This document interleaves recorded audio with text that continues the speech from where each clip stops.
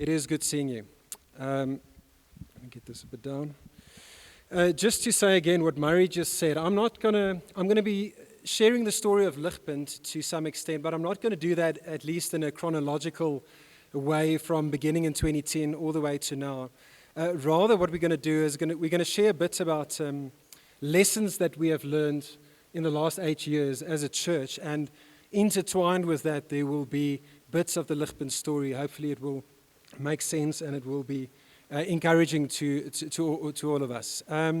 As I was preparing for this and thinking in terms of preparing over those lessons that we've learned in ministry, I stumbled across a quote from Martin Luther that I thought was applicable to what I do want to share with us today. Martin Luther said that the world is like a drunken peasant. If you lift him into the saddle on one side, he will fall again off on the other side. And what Martin Luther said there basically in a very provocative way, as he always did, is he was saying that our natural human tendency is always to veer to some or other extreme. And as we go into our extremes, often what happens is that we end up harming ourselves and also others in the process. The reality is, and we all know this if we're deadly honest with ourselves, we all have our personal preferences. We all have our our particular personalities and even our sinful biases. And what happens is that because of those things, we do often go into our various extremes, and then we fall off of Martin Luther's proverbial horse so often.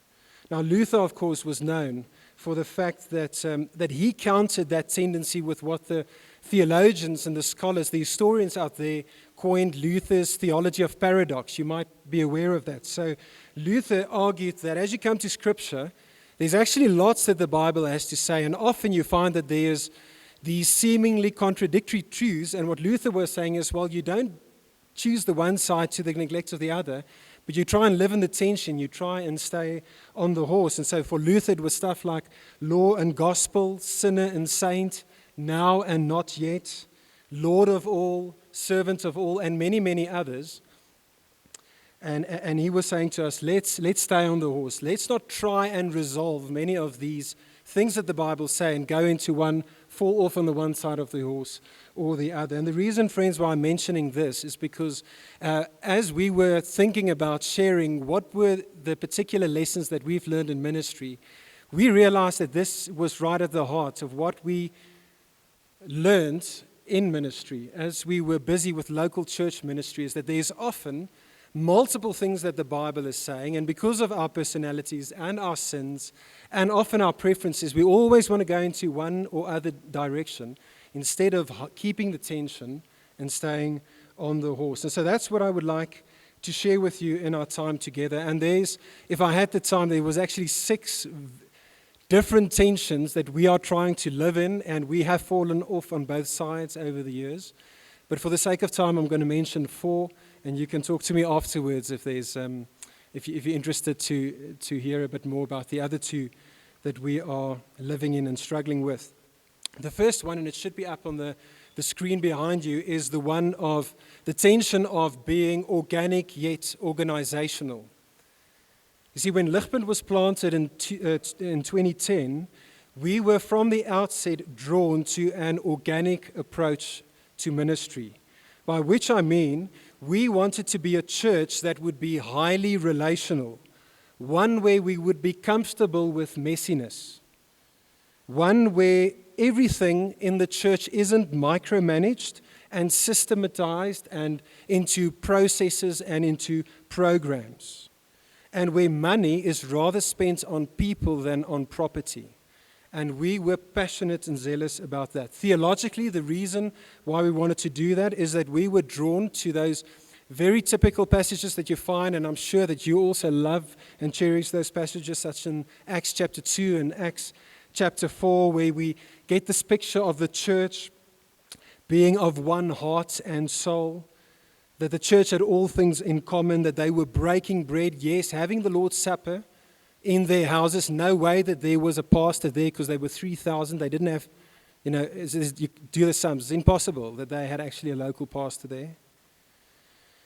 And then there's, of course, those classic texts such as 1 Thessalonians 2, verse 8, where Paul is saying that, listen, I did not only share the gospel with you, but of course I've shared my life with you. It's what Richard referred to yesterday when Paul says there in Acts 20, you know, because we actually had a relationship with each other. So that's theologically why we were keen on being an organic church, but then there's also strategically why we were especially keen on being organic churches. For both Tuabi and myself, we grew up in a very typical Afrikaans cultural Christian background. One where there's literally a church, and still a church that is functioning to some extent on every single corner. Our context is one full of traditional and mega churches, and if we're honest, both ourselves but also our friends and our families became totally disillusioned with the church. We became totally disillusioned with the religious red tape of the traditional churches and of the smoke machines and the hype and the spin of the mega churches. And so we were dead set, we're not going to be a church like that. And so in April 2010, Ligpunt was planted. We started off with just under 30 adults. I think there were 2 kids at that stage, my own and Tuabi's eldest. And we were highly relational, very organic. We constantly said to our people, we are going to be intentionally unintentional. So actually we are intentional, but it's going to look as if we're very unintentional in every single thing that we are doing. The result was that we saw actually quite a miraculous, drastic growth in the first year and a half or so. So by end of 2011, I think we were roughly 200 at that stage, and mostly in the Afrikaans cultural context, lots of de-churched people. They haven't given up on Jesus fully, but they were definitely sick and tired of the established church.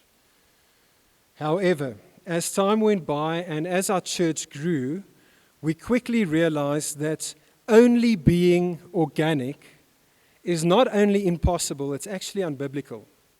It is actually unbiblical. Theologically speaking, and there's lots that we could say in this regard, but if you look at the New Testament, there's actually there's a lot of organizational stuff that you find in the New Testament. We are told that there are offices such as elders and deacons, and we are given specific requirements for those. We are given job descriptions as such for those. We see in the New Testament that even at times, and the congregation would like it, I don't know if there's any here, but there was even some form of voting in certain occasions. We know in these services, Paul says in 1 Corinthians 14, that there ought to be order. That is not just let's see how the Spirit leads us. There's actually order when we gather as God's people. But again, strategically, we realized that it is very easy to be organic as a church when you are 30 to 50 people. But if the church grows and you are, let's say, in the size of 150 to 300, or you are 300 to a 500 size church, and you still try and do messy church, you end up with grumpy church. That is what happens. Because your people, after a while, get discouraged and they get disillusioned with all of the mess. It's sociology. You cannot manage 500 people or 300 people the same way that you would do 10 people or 20 people. And so if you think of, I've got 4 kids, but 2 sons, the eldest and the youngest are sons. My oldest boy is 9, his name is Liam, and the youngest is Finn, and he is 5 years old. Now let's say I decide to swap their shoes. What would happen if I swapped their shoes is that they would be very unhappy and frustrated, and probably even at worst it will do damage, and it might even stunt growth. At least if I put my 9-year-old boy in the shoes of the 5-year-old. And the same, friends, is true of the church. Churches are different life stages, different sizes. And what happens is that if the clothing, if the shoes that you put on the church that is 300 or 500, but you're treating it like a church of 50 people, you're going to have lots of discouragement and disillusioned people. The opposite is also true. Now I can't remember what I said. If you put which one did I do? If you put in if you treat the small church like you would the big church, then it would be clumsy and it wouldn't work. And the other way around, again, you might even stunt growth in your church. And so ways that we've tried to be more organizational as the years have gone on and as we've grown is that we have as a church become increasingly clear and vocal about who we are as a church, why we exist, and where we are going. It's the kind of stuff often you might know the lingo where you talk about your mission and your vision and your DNA. And it's very, very important not to just laugh it off. And I think Richard has said quite a bit of this over the last 2 days. Mobilizing a bigger number of people requires clear and simple and persuasive language. You're not going to get away with fuzziness. You need clarity, and so you need to think through those things.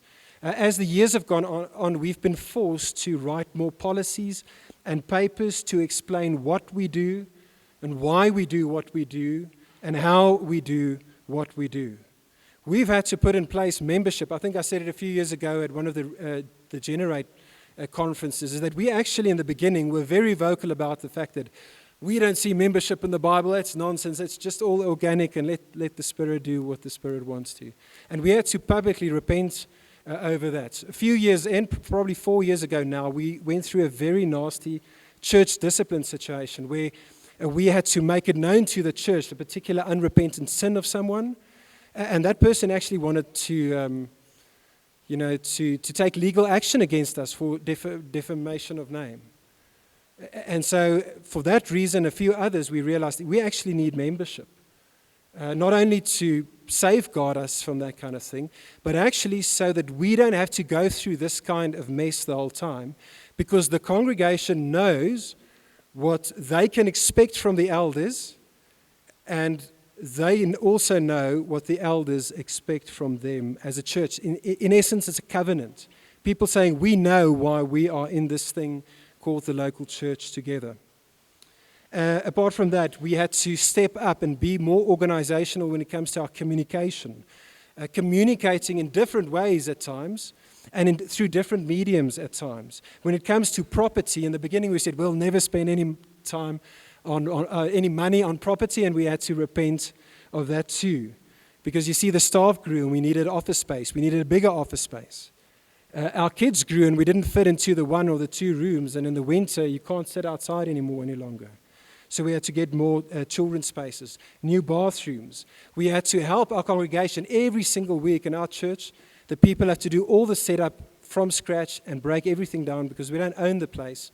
And we had to work hard at making life easier for the volunteers so that we don't burn them out in a year, but actually can be in the same local congregation for the next 10, 20, 30 years. And so think of rugby.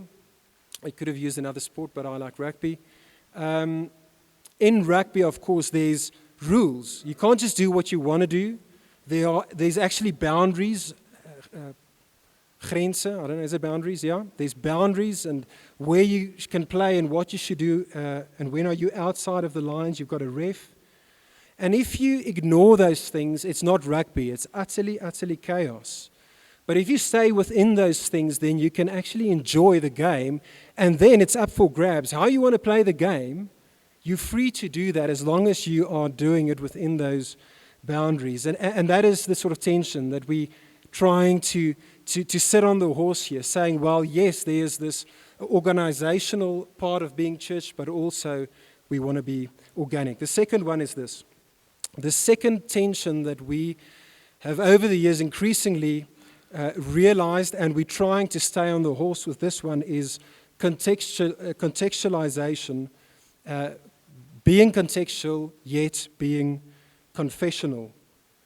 Ligpunt has from the outset been very, very serious and passionate about contextualization. Now, I'm fully aware that there might be a few of you here sitting and you're slightly skeptic about contextualization because that is the slippery slope, according to you, that leads to liberalism. But friends, we need not reject clear biblical truths because some heretic or liberal out there is getting it wrong. If we do that, you have to give up on the Trinity. You need to give up on a bunch of other biblical things that we hold to. Now, if I had time, I would have loved to actually walk through Acts 13 to 17. I do think that there's lots that we see in Paul's way of doing ministry, both in what he said, but also in how he did his ministry, that I would argue is contextualization. There's, of course, the well-known passage in 1 Corinthians chapter 9, where and you all know Paul saying that he has become all things to all people in order to save some.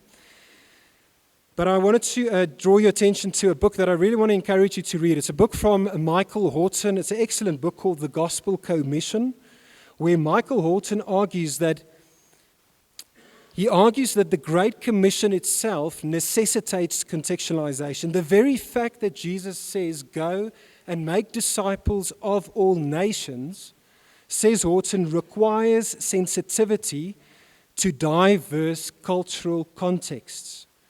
Horton says, contextualization is the attempt to situate particular beliefs and practices in the cultural environment. Here's another quote. I wanted to put it up on the screen because I think it's worth for us pondering about this just for a moment before I get to the practical stuff. Horton elaborates later in the book, and he says, God has revealed himself through the particular cultures, personalities, and languages of prophets and apostles across a diverse stretch of geography and history. We do not ascend away from the supposed realm of shadows to eternity in speculative contemplation of unchanging being. Rather, God has descended to us in the incarnate Word, and he still speaks to us through ordinary human speech, through water, bread, and wine. As the consummate missionary, the triune God is the master of contextualization. As Calvin remarked, God speaks baby talk, stooping far beneath his loftiness in order to communicate his saving mercies.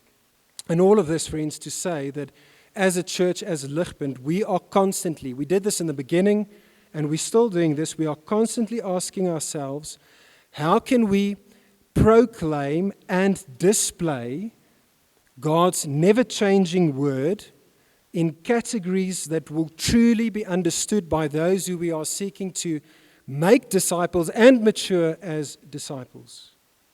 Now, here's the irony of all of that.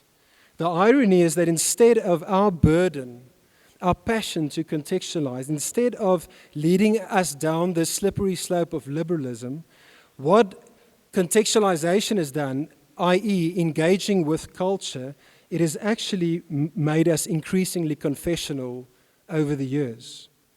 You see, because we are actually trying to engage with the culture, it has forced us to be more vocal in upholding and defending the historical tenets of the faith. Inerrancy, the physical resurrection is a biggie in our context, the physical resurrection of Christ, the person and the work of the Spirit, and so on and so on. We have to be vocal and be crystal clear on the traditional views that the church has held in so many different issues over the years, things as marriage and divorce, gender, sexuality, and so on. Another thing where we've become more confessional over the years has been that we have elevated the importance of the sacraments. Maybe it's just because we're getting older, so we're getting more and more nerdy. It might be that, but we are understanding and therefore being more and more elevating the sacraments more. We almost doubled the number of times that we are celebrating the baptism and the Lord's Supper this year than we even did a year or 2 years ago. And we really work hard and we put a lot of effort and intention into making our baptisms and our Lord's Supper joyful and special occasions. We are intentional in singing the classic old hymns and psalms of the past and working them. It's not the sum total of what we're doing, but we're intentional of choosing those songs. However, and here I think many of our Reformed type people often fall off of the confessional side of the horse. You see, what often happens in the Reformed circles is I think rightly we want to sing the hymns and the psalms, but what often then happens is that we sing it as if we're in Geneva somewhere in the 1500s. And we do need to understand, friends, and remember that the actual magic to those songs are in the words. It's not actually the melodies. It's not actually that. And if you want to sort of go for that, then you're making a mistake, because I promise you that the Psalms, at least, definitely didn't have the same tunes that Luther and Calvin and those guys sang. We know they had other Hebrew melodies. And the point with that is, by all means, sing the Psalms, sing the hymns, give them good doctrine in your music, but change the melody. Or if you want to keep the melody, change the rhythm or the tempo in which you sing the song, so that it can be relatable to the people in 2018 in your context. One of the other things that we have, a way in which we become more confessional, is when it comes to liturgy. Probably in the last 2 years, that's been one of the most distinct things, that we've put an extra effort into liturgy in our worship services. We've got a lady on staff with us who is a phenomenal musician. She's probably the best theologian amongst everyone on staff. And she spends a lot of time every single week being very intentional in making sure that from beginning to end in our worship gathering, that we are proclaiming the gospel story from beginning to end. And that we are hitting all of those mountain peaks that are necessary, that the Bible tells us is part of worshiping God. And so she makes sure in our worship services that we get to adoration, that there's confession, there's assurance, there's thanksgiving, petition and intercession, there's instruction, there's communion and fellowship, there's charge and there's blessing. And she's intentional about that. She spends hours every week making sure that we can work that into our worship services. Now, again, there's the danger, I think, of falling off of the confessional horse. Some people love liturgy. That's like their thing. And so what we try and do, and you might disagree with me on this, but what we try and do is, yes, we want to have liturgy, but we keep our liturgy in the back office. We don't bring it to the front window. In other words, we want the gospel narrative and all those various things to be shaping our people, but we don't give it to them in a bullet points. These are the 8 stations that we are working through. Now, you might like that. Our particular conviction is that often what happens is that the kind of guys that are asking for that often is really trying to do liturgy for a different audience, and it's often the audience of Calvin and Warfield and Owen. So give them the good stuff, but do it in a way that makes sense to the typical normal person in your midst who's actually not Calvin or Owen or whoever it might be. Listen to this great quote from John Stott. It actually comes from his book on preaching. So he's talking specifically here about communication in preaching, but of course, everything that we do, everything you do to some extent, is a form of communication, even if it's your body language. Listen to what Stott says. He says, we should be praying, is it up there? Yeah. We should be praying that God will raise up a new generation of Christian communicators who are determined to bridge the chasm, who struggle, so they struggle to relate God's unchanging word to our ever-changing world. Communicators who refuse to sacrifice truth to relevance, but also who refuse to sacrifice relevance to truth. So there, Stott is talking about sitting on the horse, keeping both those things, keeping the tension. Here's the third thing. The third tension that we are finding ourselves in and trying to stay on the horse is the ideas of gathered versus scattered church. Now, I'm sure that all of you have heard, it's quite popular nowadays, the words, we don't go to church, we are the church. And I don't know what you think about that. Lots of people love it. Other people find it very annoying when they hear those words. We've come to the position of saying it's not an either or, it is a both and. So have a look with me here at a passage. It's 1 Corinthians 14, verse 19 to 23. Paul is, of course, talking about something totally different. I'm not even going to read it. You can look through it. I'm just trying to save time here. But you can have a look there with me. Paul's point there, or in the same breath at least. Do you see there in verse 19, Paul refers to the church in verse 19, which is, of course, the word ecclesia. And he refers to it in verse 19 as the formal gathering of God's people. But literally a few verses later in verse 23, and please come and help me if I'm misunderstanding this verse, he seems to be talking about the church, still the word ecclesia, as the people themselves who then come together. They synargomai together. They come together. The church comes together. And so it seems to us at least that when we talk about the church, it is, yes, we go to church. Of course, not the building, but we go to the formal gathering. And that thing, that formal gathering is church in a very, very significant, central way. But yes, we are also the church. Now, when we planted Ligpunt 2010, we were very intentional in emphasizing the fact that we are the church, that there is a scattered reality to our existence as the church.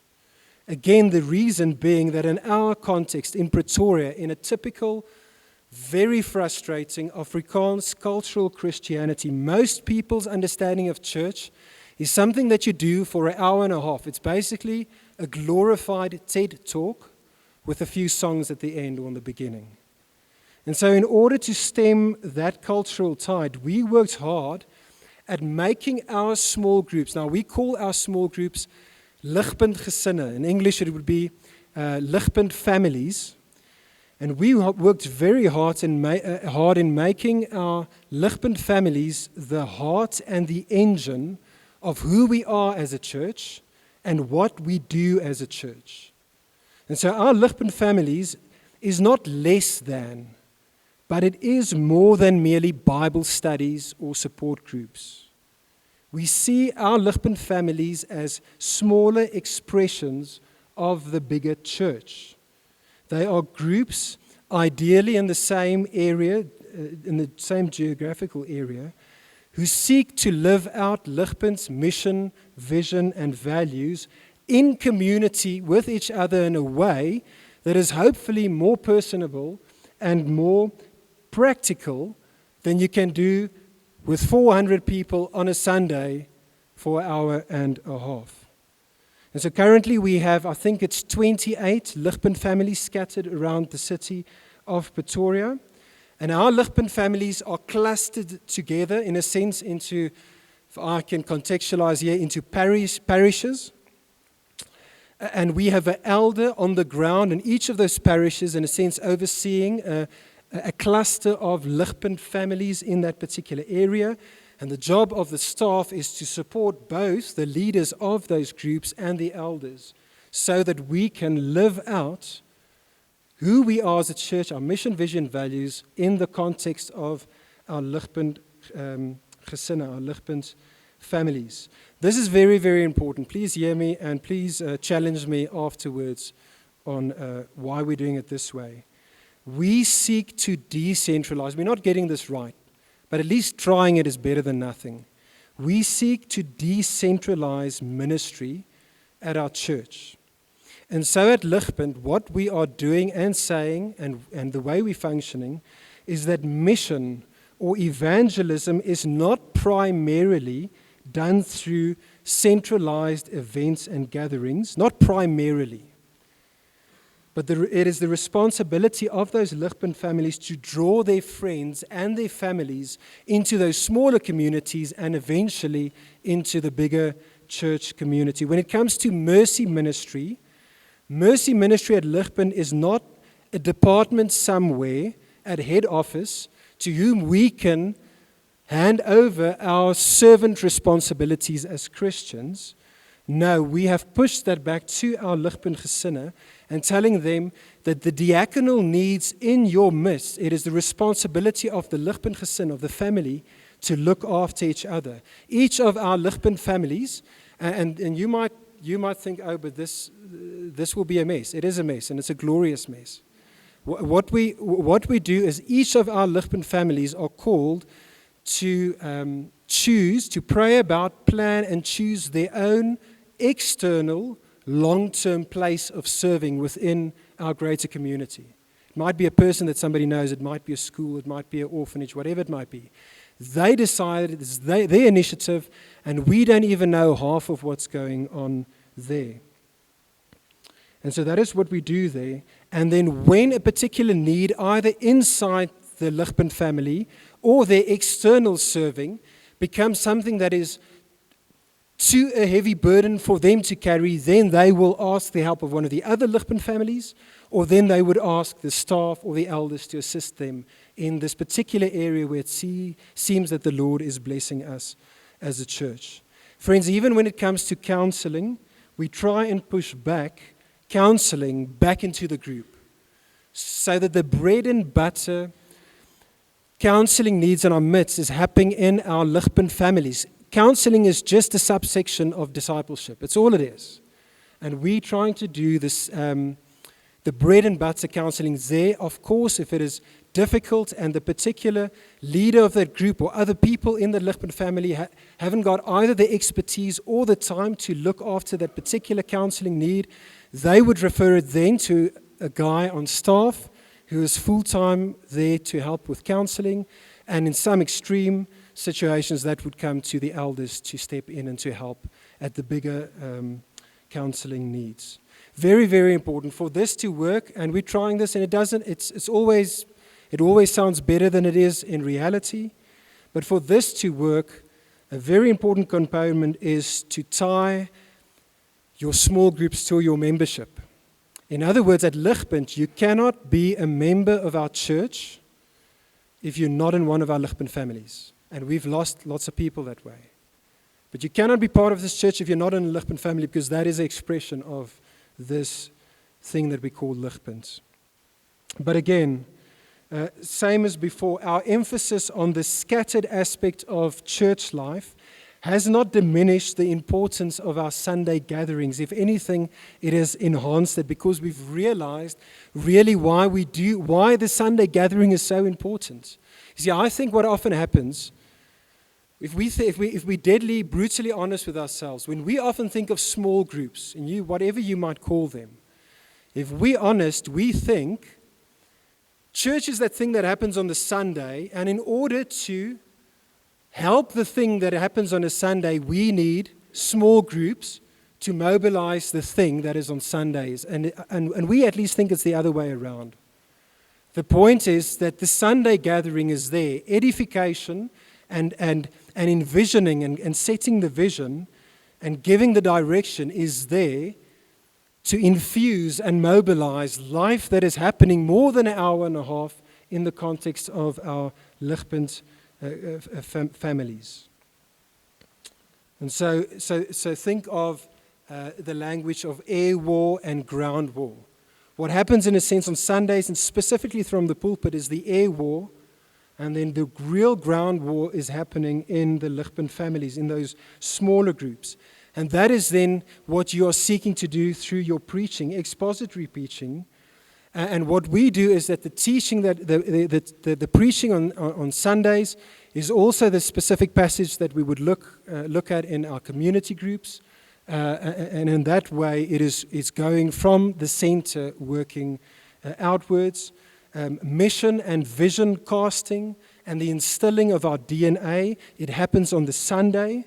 It happens at Ligpunt in that on every single year for the first at least 2 months. The first series every single year is that we are going yet again through who are we as a church, what do we believe, where are we going, and what does it mean for all of us. And every single year we do the same thing, because it is that Sunday gathering that will help us all to move in the same direction. And then throughout the year, very intentionally, the lady that I mentioned earlier who does our liturgy and our worship will make sure that on a rotating basis, all of our DNA and our vision and where we want to go is constantly being worked into our Sunday gatherings, through interviews, through stories, through testimonies, and so on. And then once a month, what we do once a month, and we only started with this year, is that any of the theological big, discussions that you have about election or whatever it might be that happens in our Ligpunt families, once a month we get together in a thing that we call vrae wat pla, questions that are bothering you. And there we get people together, and then almost like a Sunday school type thing, we then help our leaders in tackling some of those difficult questions that they faced in the life of the Ligpunt family. I'm running out of time. I'm probably sure I am probably out of time. There was 2 other categories I wanted to go to, which is mission versus maturity. And again, there you need to sit on the horse with being missional, but yet seeking maturity, and also being independent, if you do believe that a local church ought to be independent to some extent, yet being interdependent. And again, there is a tension to live in. There's one last one I want to do, probably a few more minutes. The 4th and last one, though, that I want to share with you is the one of living in the tension of individual versus corporate shepherding. Individual versus corporate shepherding. Richard referred to the verse in Acts 20, verse 28, the verse that says, "Keep watch over yourselves and all the flock of which the Holy Spirit has made you overseers. Be shepherds of the church of God, which he bought with his own blood." And so Paul there, similar of course to Peter in 1 Peter 5, is calling the elders, the ministers, the leaders of the church to shepherd God's people, as we've heard over the last two days. Now, if I'm honest, when I started out in ministry, when I heard I need to shepherd the people, I only thought of that in terms of individual shepherding. It is really discipling. I am discipling people, and that is the sum total of what my job is as the minister of a church. Now, of course, I ought to be doing that. And if I can't do that, I need to make sure that somebody is doing that. And we try to, at an individual level, shepherd our people in a number of ways. It's probably the same ways that I'm sure you're trying to do that. We're trying to do that through one-to-ones. We're trying to do that through our Ligpunt families. We're trying to do that through something that we call ID groups, intentional disciple groups, which is single-sex, small groups between 3 to 5 men or women, really going through a form of catechism over a period of 2 years. And there, lots of that individual discipling is taking place. We try and shepherd the flock in that individual way through leadership development. We call it, if I translate it into English, the trenches is a thing that we do with prospective leaders to give them theology and a bit of sort of help them to become future leaders. We do that with our current leaders through leaders training. Of course, we're doing that also through counseling. Again, counseling is just a subsection of discipleship. However, as the years have gone by, and as we have grown as a church, we have become increasingly convinced as the elders and as the ministers of the church of the importance of shepherding the flock corporately. I might be wrong, and I'm sure Richard would tell me afterwards if I'm wrong, but it does seem to me that there's a distinction in Acts 20, verse 28, when he talks about keeping watch over the flock and being shepherds of the church of God. And at least seems to me that being shepherds of the church of God is looking at the church in a more of a holistic sense. And we believe that is important. If you think about a doctor, when somebody comes to the doctor, it's a GP, and the doctor will do a checkup, and then afterwards would prescribe certain medicine or say, listen, you need to do exercise or diet, or whatever it might be. And the same is true of elders. Your job as the elders and the ministers is not merely to think of every single individual and say, how can you as an individual become more like Jesus? But the role and the job of the elders is to look at the church as a whole. The Bible says that the church is a body. And look at his body as the whole, and asking the questions is, where are we not currently like Jesus? What is the areas in which we need to grow? And the responsibility is there to collectively help this church to become more like Jesus. What does this look like in practice? Well, it starts with the elders. So what we do at Ligpunt is that a very, very important part of everything that we do at Ligpunt happens in our elder planning. Our elder planning happens in the end of every year.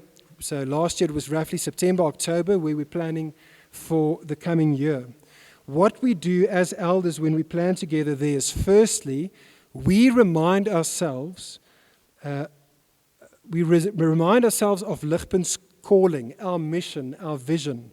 And so at Ligpunt, what we say is that Ligpunt exists to glorify God by being disciples who make disciples and by being a church who plant churches. So that is our mission and vision, if you're into that kind of language. So what that does and why the elders clarify that is remembering your mission and your vision. It tells you where you want to be as a church. If you put it on a piece of white paper, it tells you where you want to be as a church. Then what we do in our elder meetings, we started with this last year, and it's really worked well for us, is we do a SWOT analysis, a good old SWOT analysis. We consider the church and we ask, what are our strengths as a church? What are our weaknesses? What are our opportunities? And what are currently our threats? The reason why we do that is because what a SWOT analysis does for you, it tells you where you actually are.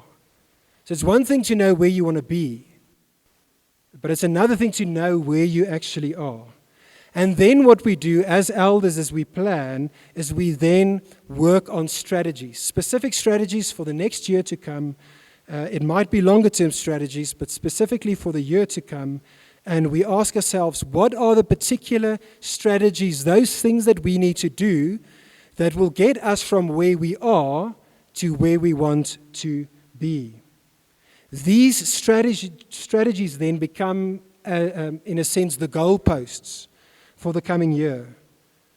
And so every second week, our elders come together for an elder meeting, and the categories on whatever we're discussing at the elder meetings, it's the categories that were decided at the planning meeting the year before, are the particular things that we are going to focus on in the year to come. So in a sense, our 2 weekly elder meeting is a strategic meeting at 10,000 feet where we're not getting bogged down into the semantics. There's other places to that. And we are making sure that we are getting from where we are to where we want to be as a church. Then every other week, we have an exec elder meeting. Now, what we mean by exec elder meeting is that on our elder team, we've got 5 elders. 2 of them are lay elders, and currently 3 of our elders are on staff as well. And so these staff elders come together the other week, and when we come together, that meeting is not at 10,000 foot, that is at 5,000 foot. And what we then are doing is we thinking, how can we take the discussion that took place in the bigger elder meeting, and how could we make sure that is going to materialize in our congregation? That then filters down to every single week's staff meeting. And the staff meeting is the ground level, where our staff is trying to say, okay, how can we support the congregation in the realization of these strategies so that we as a church can get from where we are currently to where we want to be. The job of the teaching elders, of course, then, is to mobilize the congregation and to move them from where we are to where we want to be. This happens primarily, of course, through preaching. As I said earlier, it does not only happen through the beginning of the year preaching, where we setting and reminding everyone of where we want to go and how we're going to get there, but it happens for you as the teaching pastor in deciding what are the books that we're going to do, what are the particular themes, if you do a few thematic things throughout the year, what are the particular drums that you're going to be beating, and even right to the granular of the detail in application, constantly remembering we are busy shepherding a people into the likeness of Christ, not only individuals. It also happens then through other strategic gatherings. It happens once a quarter. We've got a thing that we do at our church. We call it in Afrikaans familievergadering, which is a family meeting. And once every quarter, only the members. If you're not a member of the church, the door's closed for you. You're not welcome at that meeting. Only the members have a meeting once a quarter, and a large part of what we do once a quarter there is keep getting them to move in the direction that we want to go as a church. Annually, we do that through the beginning of the year camp that we have. There we want to try and cast vision and call people to how we're going to do that. In the end of the year, we've got a celebration service where we're trying to connect all the dots and show them how the Lord has taken us on this road becoming more the church that we have set out to be in the beginning. Friends, I want to finish there. I want to just finish by saying this. Don't be selective. We all have our particular bugbears. You've got those things that excite you, those particular things in your particular camp that the heroes that you're listening to are saying. And so often what we do is we just listening to them, and that's wonderful, but there's often actually more that is said in the world outside our particular tribe. And so it is good. We all should be part of some or other tribe, but don't be tribal. Don't be tribal. Pursue, as Richard said yesterday, pursue the whole counsel of God, and if you do, you will often find things that will seemingly be contradictions. They are not. Live in the tension. Listen to Luther. I think he was right on that. Don't fall off of the horse.